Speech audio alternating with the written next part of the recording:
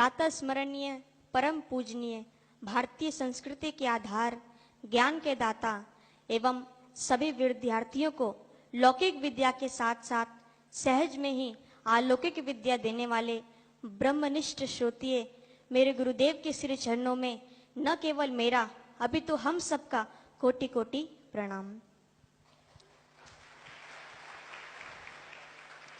मेरा बड़ा सौभाग्य कि मुझे गुरुकुल मिला लौकिक विद्या प्राप्त करने के लिए, जहां पर साधारण विद्यार्थी स्कूलों में जाते थे प्रभात काल में, वहां पर मैं गुरुकुल में जाता हूं। जहां पर साधारण विद्यार्थी स्कूलों में प्रेयर करते थे, वहां पर गुरुकुल मेरी मंगलमय प्रभात काल गुरु वंदना श्लोकों और प्राणायाम के साथ शुरू होती है। तो कैसी अनुपम कृपा मेरे गुरुदेव की मुझ पर कि मेरी लौकिक विद्या भी सफल और अलौकिक विद्या भी सफल। मैं एक छोटा सा अनुभव आप लोगों के सामने रखना चाहता हूं। आप लोगों ने तो ये सुना ही होगा कि जैसा संग वैसा रंग।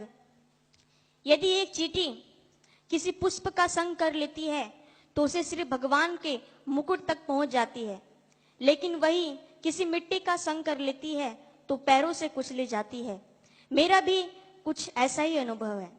मुझे ऐसे लोगों का संग मिल गया था जिन्होंने न मुझे केवल भ्रमित किया अपितु मुझे गुरुद्वार से हटाकर कहीं और ले जाने का विचार किया था और मुझे कहीं और ले जा रहे थे। लेकिन साधकों के संगति से एवं सूझबूझ के कारण मैं पुनः अपने गुरुद्वार आ पहुंचा। और मैं आज संगति का प्रभाव क्या होता है, इस निमित्त में आपके सामने एक छोटा सा प्रसंग प्रस्तुत करना चाहता हूं। एक बार की बात है कि एक व्यापारी दो तोतों को लेकर एक नगर के चौराहे पर बैठ गया और वह बोल रहा था कि तोते ले लो भाई, तोते ले लो। एक तोते का मूल्य है 550 रुपए और दूसरे वाले तोते का मूल्य है 1 रुपए। वहीं से हाथी पर बैठकर एक राजा गुजर रहा था।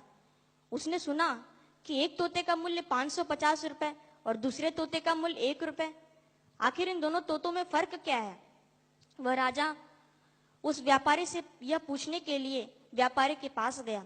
वहां जाने के बाद व्यापारी से कहा, आप बता रहे हैं कि एक तोते का मूल्य 550 रुपए और दूसरे वाले तोते का मूल्य 1 रुपए, आखिर इसमें खासियत क्या है और इसमें दुर्गुण क्या है?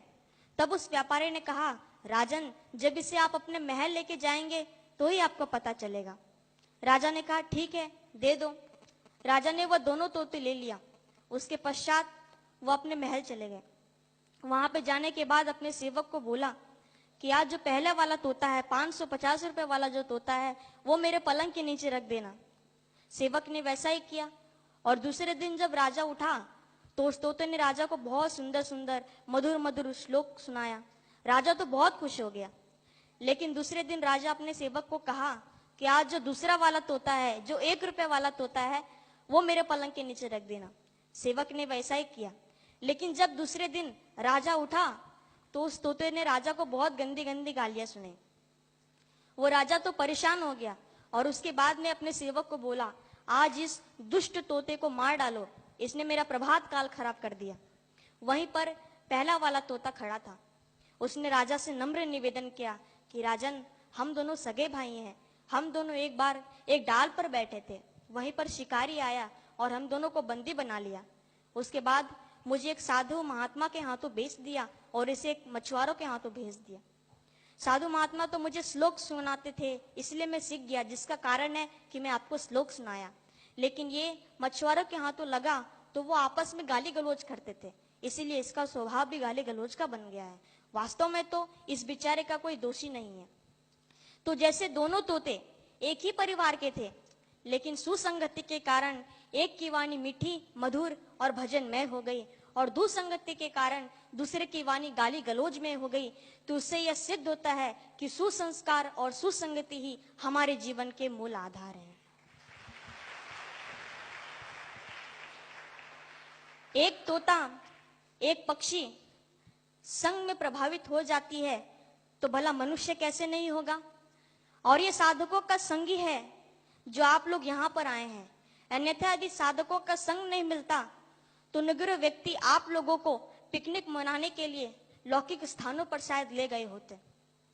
यूं तो सागर का एक बूंद सूर्य नारायण के तपन से बादल बन जाता है और वही वर्षा बन के बरसता है। ऐसे ही जब मनुष्य संतों के संग, सदगुरु के संग में आता है तो सदगुरु उसे जीव से ब्रह्म बना देते हैं। लेकिन वह दुसंगति के कारण जब वह कुसंग को प्राप्त होता है तो वह माताओं के गर्भ में पुनः उसे आना पड़ता है। तो मैं अंत में इतना ही कहूंगा अपने गुरु भाइयों, अपने गुरु बहनों से कि आप अपनी संगति का विशेष विशेष ध्यान रखें। जैसे पारसमणि लोहे को स्वर्ण बना देता है, वैसे ही दुर्भाग्यवश नींबू का संग दूध को फाड़ देता है। तो इससे यह सिद्ध होता है कि एक पारसमणि लोहे को स्वर्ण बना देता है, ऐसे ही मेरे प्यारे सदगुरु जीव को ब्रह्म बना देते हैं।